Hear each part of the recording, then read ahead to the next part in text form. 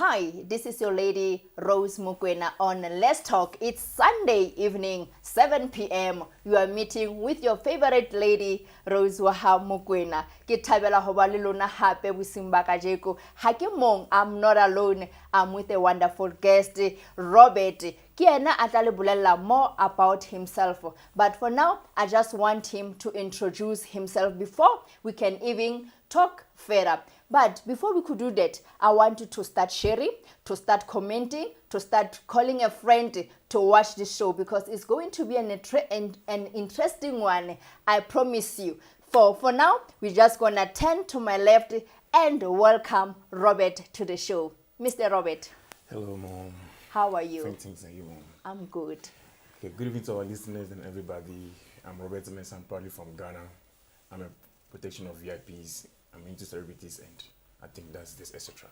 Amen. You heard him. He is Robert. He is from Ghana, but I believe he's based now in South Africa. He's here to talk to us about his job as a VIP protector. You can even look at him. That he's a protector. He protects the VIPs. Tell us more about your work.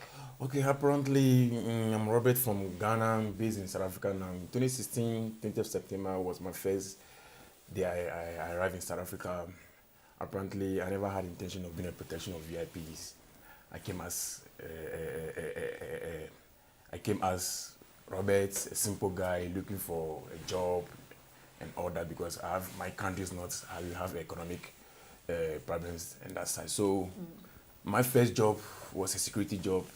And I had a lot of friends telling me, you can't make it, you don't have an ID, you don't have a permit, so you can never make it in life. So my friends were doing a nails actually in Pretoria, Hatfield. So I had a courage that, no, with God, all things are possible. I came into, I think, $100 from Ghana. I changed it into rands, busy writing my CVs. I can travel from Pretoria to Roodepoort, busy on Gumtree, checking on work sites and all that. Apparently, I got a job in Captain Park, 2016, thereabout of 22nd of September, and the money was not okay for me, and I couldn't handle that job. I stayed at home for a time. I went back again to Captain Park, and I met God-fearing person who is under security aspect, who I spoke with, and because of this, our West African lives and all that, it was very difficult for me to get a job by then. But with God, I keep on praying up until my first job was a security job. I was working in the spa from 2016, 12th October. So I started from spa, Florida Spa, which is in Roodepoort side. I started there as a normal security guard and not any much, but I keep to myself. I prefer to learn more than the money, because I was having a very big goal and achievement to achieve in life. So I started by then. It was a little bit difficult for me. Sometimes the payments are not okay. But I want you to tell me, what made you to come to South Africa? Your primary reason for coming My here? coming to South Africa is due to the economy in my country. Yeah, we have very poor economy when it comes to job aspect. And coming to South Africa, did you know anyone here Not that at all. received you? Not, yeah, the guys that received me, they were just strangers. I never knew them while I was in Ghana. But it was linked to me by a friend who was in Ghana, has his brothers this side. So I never knew them, but I came to them as country brothers. But they were not my friends when I was in Ghana. Let's talk about, before we can discuss your job description or responsibility as a bodyguard, your challenges as a foreigner into another country, in a foreign country, your first week, your second week, your third week, your fourth week. What was your challenges? Apparently, I went through a lot. For my first week, second week, I went through a lot because I was not really happy with the job that the people that gave me accommodation, what they were doing. So I was really trying to put myself into a different angle. But apparently, what makes me find it difficult was the people that I was staying with, they were not giving me the motivation that I can make it. They were still pushing me to combine with them to do their job that they were doing when I came to meet them with. So it was very difficult for me, because I was not having anybody to motivate me, to tell me that do this, you can make it and all that. So that was my challenge a little bit. I keep on praying to God, and I keep on saying no. Everybody has his ways of life that God give it to him on this earth, so I can make it. So that was my biggest challenges actually, because there was no motivation coming from anywhere. It was only me and my God.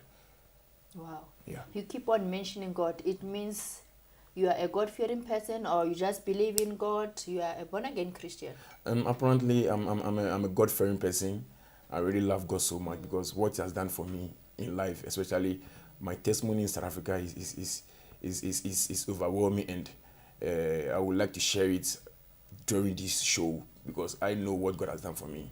For me, being a foreigner and living a life in other countries is not easy at all. It's not easy. Yeah. But you said the first people who received you, they welcomed you well. Yes, please, they welcomed me well. I never had any issue with them. They were taking good care of me because they are my country brothers. Aside the job aspect, aside me them giving money, but when it comes to accommodation, food-wise and everything, I was comfortable with them. Yeah. Take us to your first job as a security guy. Okay, my first job as security guy, I had a job on the 12th of October 2016. That was security under the company of Indigenous Security in Florida Junction Super Spa. Yeah, that was where I got my first job. And apparently, I was happy to get a job. But later on again, I felt like I've been used because I started a job on the 12th, end of the month. I was expecting something to be paid into my account, and there was no money. I need to sit down for about 2 months again before I can receive my first salary. And it was not easy. It gets to a point, we the securities, we like to check the wastages that comes out from the shop.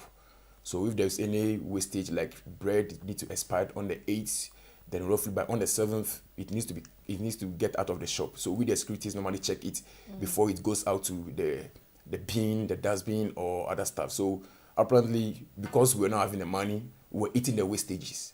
Even sometimes it's a bread wastage, like anything that comes out of the shop we like to keep it safe, take it home and cook it and eat it. So we got to a point now there was no money, so we're eating that type of food, and I know you're working. Yeah, we're still working, but you're not getting your salary. Yes, for the whole 2 months I never got my salary for the whole of 2 months. So we had no choice to be eating those wastages that comes out of the shop. How did it make you feel?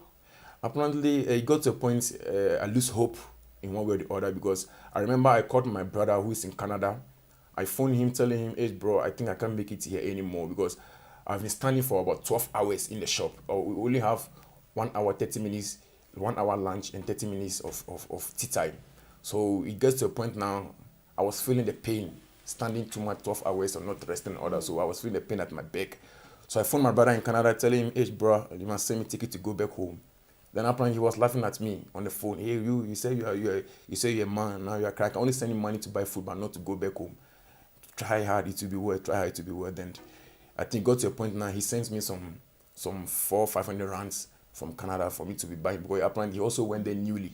So he sent me something, and I was able to get some food stuff for myself and to keep some in my pocket. 2016, I think 400 rand was one of it's a big money when I was having it. Yeah, if I have 400 rand in my hand, I make good use of it. If I have 50 rand, I make sure I keep it well. I don't even know how to misuse it or whatever. Before I take out to buy something, I make sure it's gonna give me a very good benefit. So 400 rand was very big money in 2016 for me. And wow, maybe we should take a break. You're welcome. Yeah. Ladies and gentlemen, we are going for a short break. We'll see you soon.